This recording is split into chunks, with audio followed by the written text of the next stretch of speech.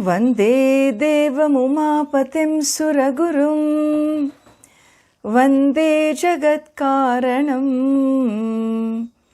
Vande Pannagabhushanam Mrigadharam Vande Pashunam Patim Vande Surya Shashanka Vanhi Nayanam Vande Mukunda Priyam Vande Bhakta Janashrayam Cha Varadam Vande Shivam Shankaram Vande Bhakta Janashrayam Cha Varadam Vande Shivam Shankaram.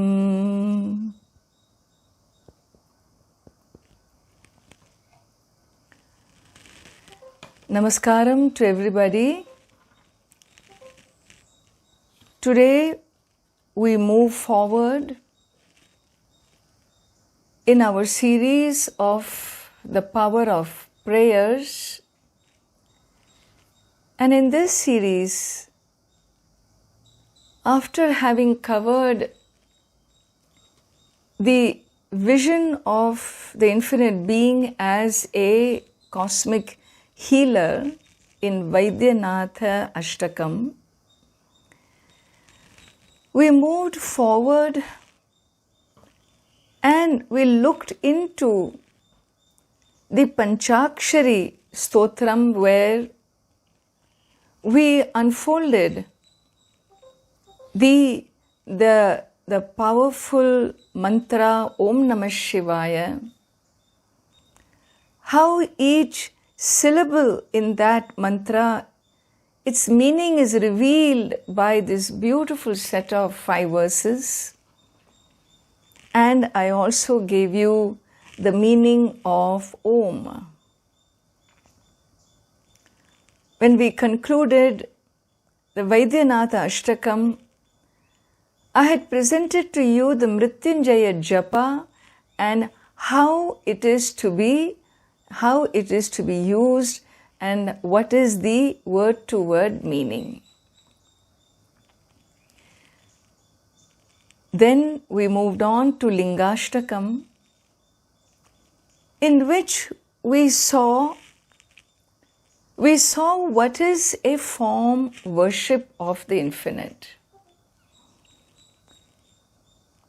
Everyone recognizes, understands that when we talk about the omniscient being, the cosmic being, he is not a one that sits in a little form of 4 feet high.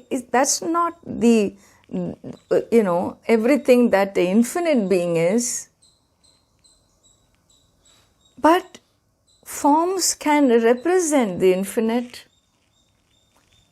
Forms become symbols too for you to arrest your attention towards an altar and open your heart and soul in prayer to the divine. And therefore, I went into physicalized form of worship.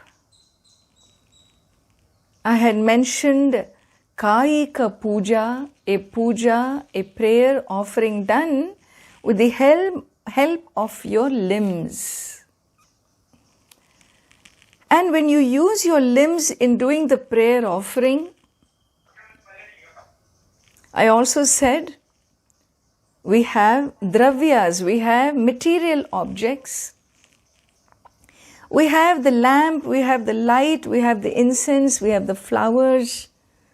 We have special foods we offer, and every deity in our tradition has been given to us with certain associations with different objects in the world.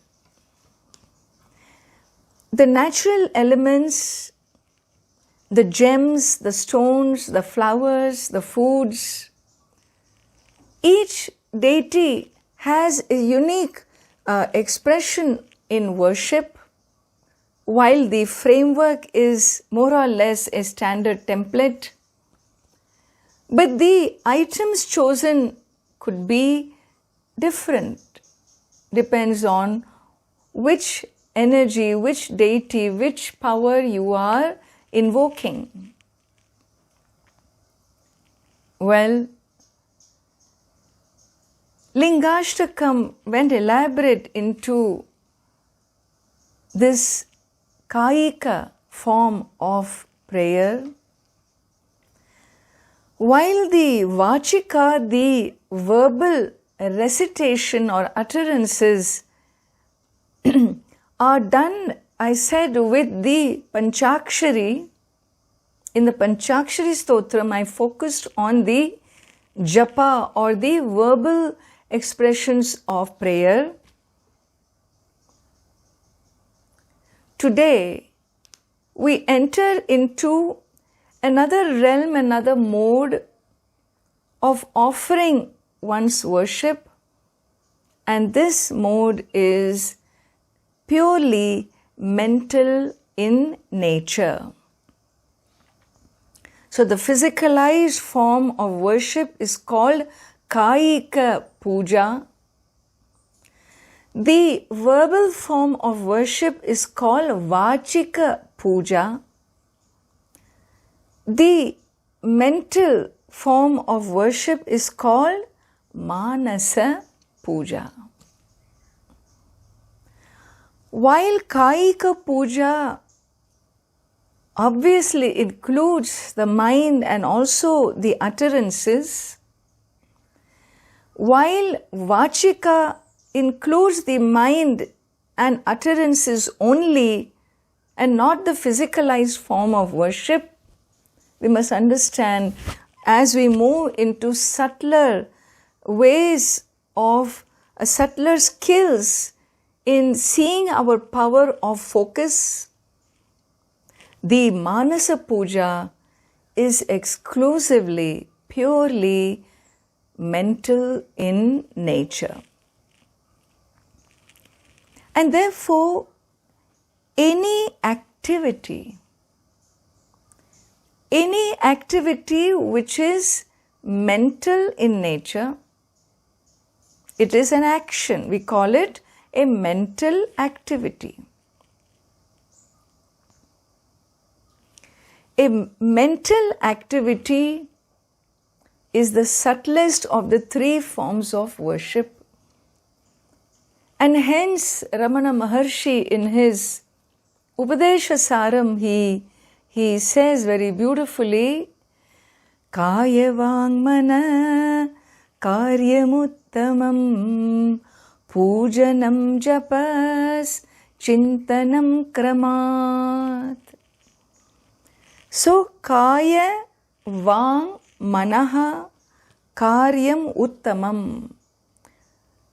So, more and more exalted are those activities where they become subtler and subtler.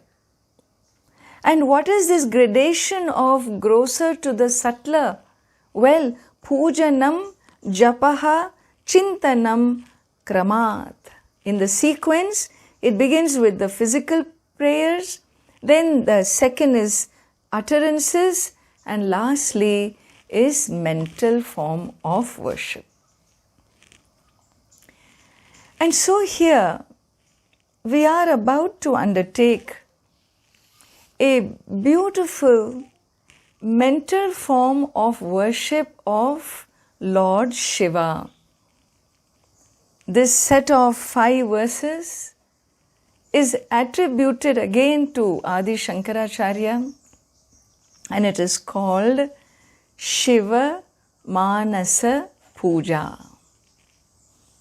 It is called Shiva Manasa Puja, a puja done mentally, a mental prayer as an offering to the divine being, infinite being as Lord Shiva.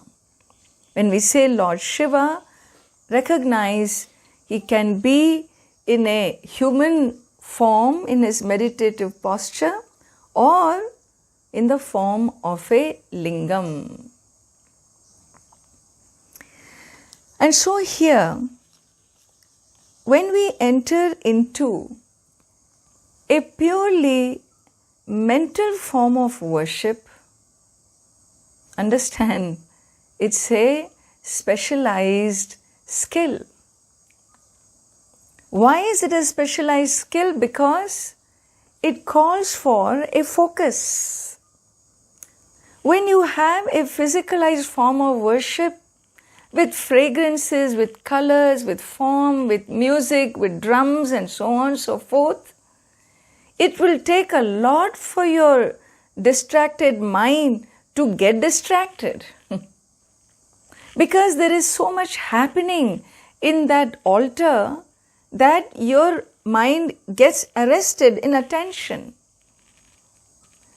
But that same prayer, if you were to just close your eyes and perform, and I really think you should try this out. Try to do a prayer with eyes closed, just visualizing all that you did in the physical frame, and you will see what a great challenge it is. And why is that?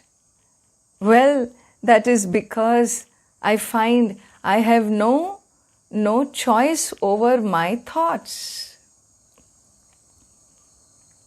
I have no choice over my thoughts. What I'm going to think next, I don't know. My mind is not in my control. And so how are we going to do a prayer with eyes closed? It depends on your capacity of focus. How you focus.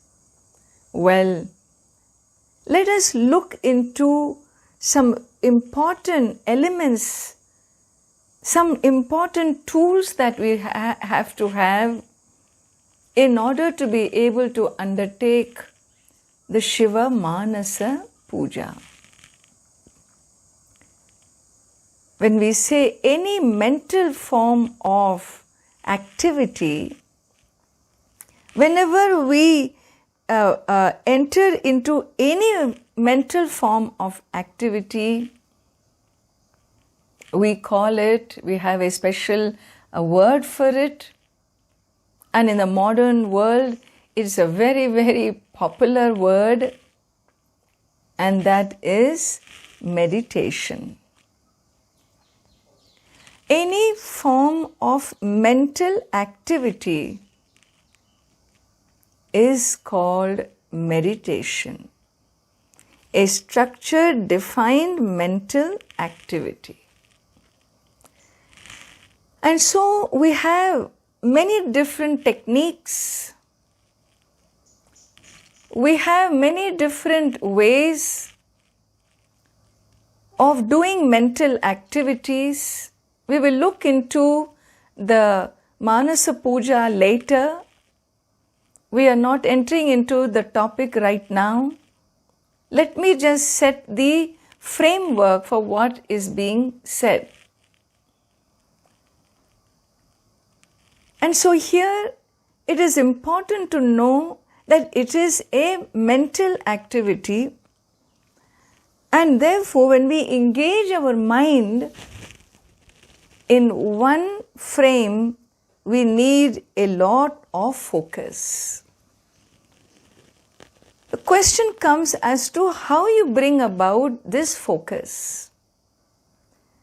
In doing different mental activities, people, focus when a passage is read, you focus, you close your eyes and you listen. You can focus on listening. You can focus on breathing.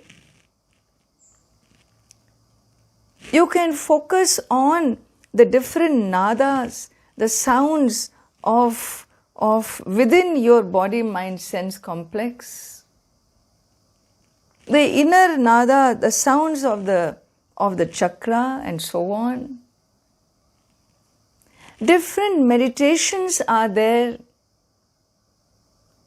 that focus differently. There is chakra meditation focusing on one point in your body.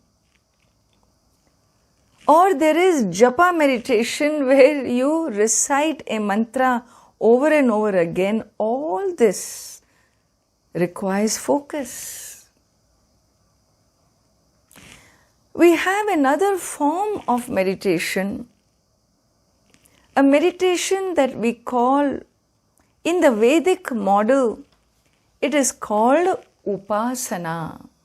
It is called upasana. And upasana is Vedic, understand? You can do an upasana even with the 5 elements. You can do upasana with any form. You can do upasana with any sound. So whether it is a form symbol or a sound symbol, there is a type of meditation called upasana. And what is upasana? It is said, Nikrishta vastuni utkrishta vastu aropaha upasana. On a lower object, when you superimpose the higher, it is called upasana. Suppose you take a piece of stone and you see it as an atom bomb. You see the object differently. It is not upasana. Why? Well, that's an error. It's a piece of stone and you're seeing it as a bomb, that we call that an error, is it not? An error is not seeing an object as it is called error. Seeing an object as it is called knowledge. And so when you see a stone as a stone, it is knowledge. When you see a tree as a tree, it is knowledge. When you see a thing as it is called knowledge. When you see a thing other than what it is, like you were walking in the dark night and there was this tree which was just glistening in the moonlight, but you saw it as a ghost. Is that knowledge? No, it is an error for sure. What is upasana? When I give you a lingam and I ask you to see it as the infinite being, is that an error? Is that denying what you're seeing as a stone? No. I see the stone, but beyond that, I have superimposed the infinite being onto that stone and I revere the being through that stone. And so on the lower object of a lower value, when you superimpose a higher object, a higher value, this is called upasana. And this form of meditation can be done with a form symbol. In the tradition, we call it pratima upasana, or it can be a sound symbol like Om, and it is called pratika upasana. It can be pratima, a form symbol, or a sound symbol. So what is it that we are going to learn here? We are going to learn the form symbol.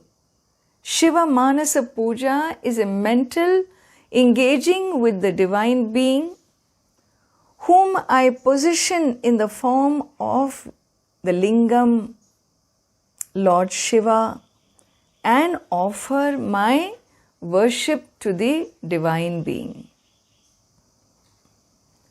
And so here, this form of meditation or upasana, then how is it done? It is an inner work. You begin to see your own capacity of what you can do or not do. What are you, how sensitive you are to your own body, mind, sense complex. While you invoke the divine, how much you are in touch with your own equipment with which you have come.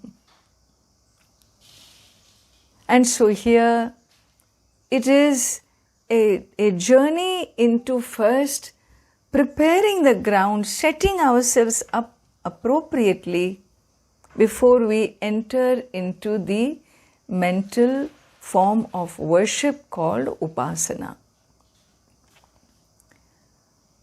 We need to understand, to be able to get into to be able to access the mind and work with the mind, engage with the mind by creating that altar and doing your worship. It is an internal activity that you will undertake. It's very powerful. There's nothing more powerful than being able to do something mentally with a sharp focus.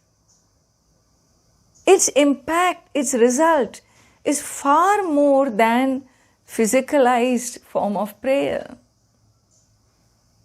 which is given to us as a gift, so we remain less distracted. But when you can command your mind to hold an altar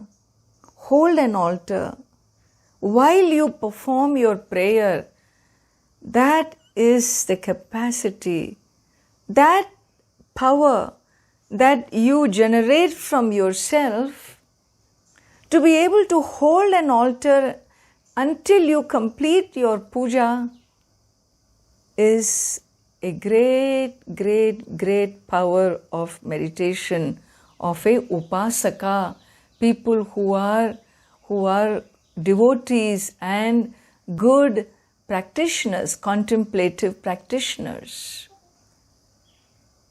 A contemplative practitioner is not a secular soul, understand. He is a yogi or a yogini. When we say a yogi or a yogini, what is it we mean?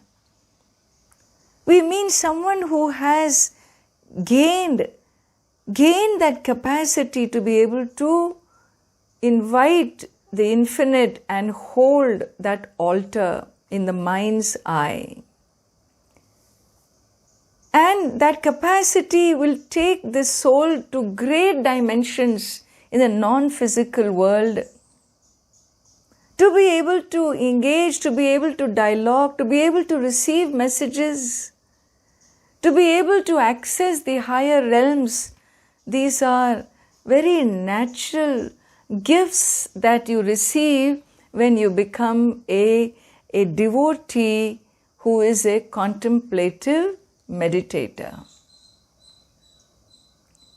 If you are just meditating on your nose or between your eyes or your just for some cleansing purpose, some chakra cleaning, these are, well, of course, that's also work, but you have not brought in the infinite in this space yet. When you bring in the infinite in your inner world, inner space, inner practice, understand you have moved into an upasana which is described and stipulated in the Vedas.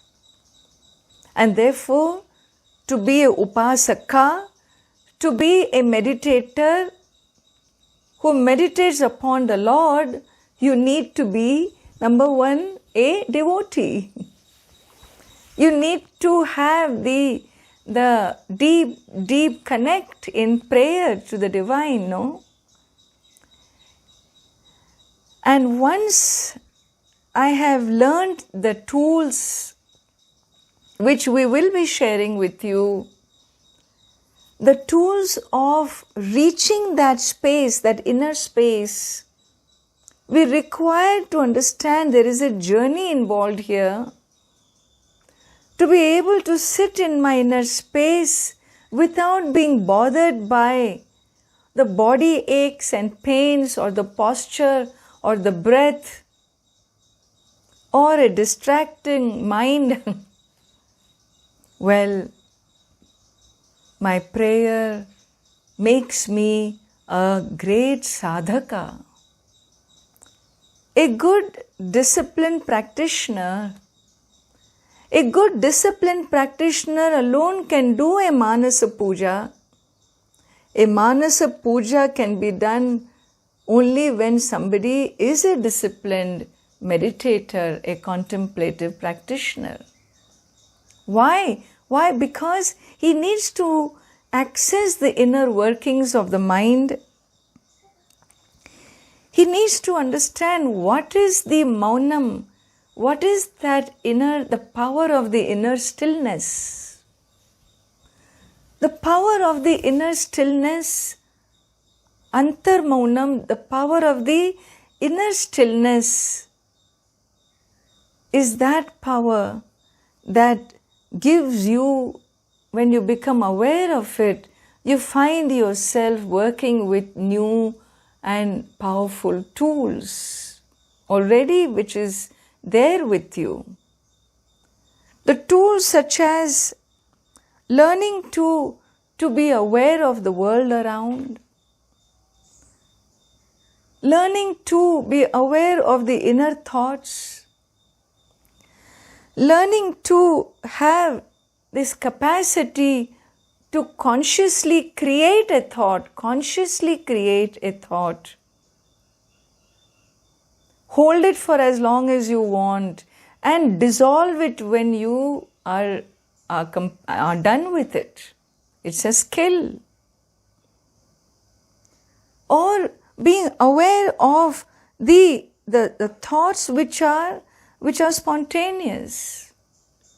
Your capacity to be able to allow thoughts to come and you nip them as you choose to nip them.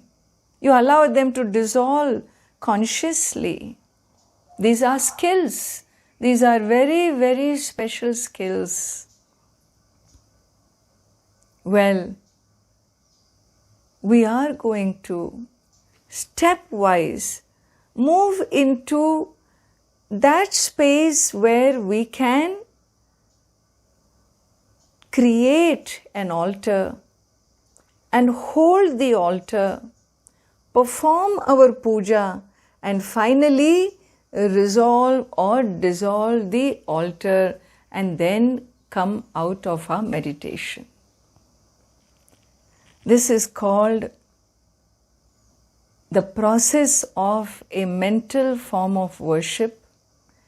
The beautiful thing about this is you can perform this prayer as many times in a day as you want. Preparation time is 0. Except your own body, mind, sense complex, there is nothing outside of yourself to prepare. Very, very profound form of upasana, Shiva Manasa Puja, and more on this I will give you the stepwise process from the next class onwards. Om Purnamadav Purnamidam Purnat Purnamudachyate Purnasya Purnamadaya Purnameva Vashishyate. Om Shanti Shanti Shanti. Harihi Om. Shri Gurubhyo Namaha. Harihi Om.